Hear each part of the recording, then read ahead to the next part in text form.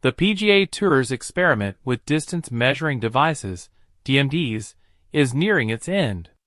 Over the past 4 weeks, players have been allowed to use rangefinders at 6 events, starting with the RBC Heritage and continuing through the Truist Championship and Oneflight Myrtle Beach Classic.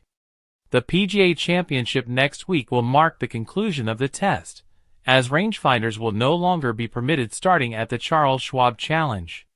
So far, the results of the test have been mostly positive, according to Gary Young, the PGA Tour's Chief of Rules and Competitions.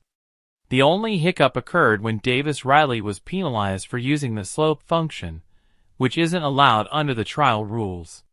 Despite this, Young believes the new pace of play initiatives, including the DMDs, are helping to improve the speed of play.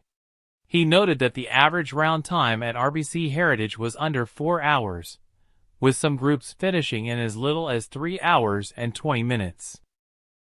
The 72-man field played in twosomes, which helped keep the pace moving. The tour is also considering other measures to improve pace of play, including the potential publication of pace of play times. This would make slow players more visible, and could motivate them to speed up. Young believes that showing players the data, tracking their average pace over thousands of shots, could be a game changer. Every player thinks they're a fast player until you show them on paper, he said, emphasizing that the goal isn't to make players speed demons, but to encourage them to match the overall pace of the field. While the DMDs are being tested on the PGA Tour, the Korn Ferry Tour is piloting another pace of play initiative. Under the new policy, players will receive a 1-stroke penalty for a first offense of slow play, rather than after a second infraction.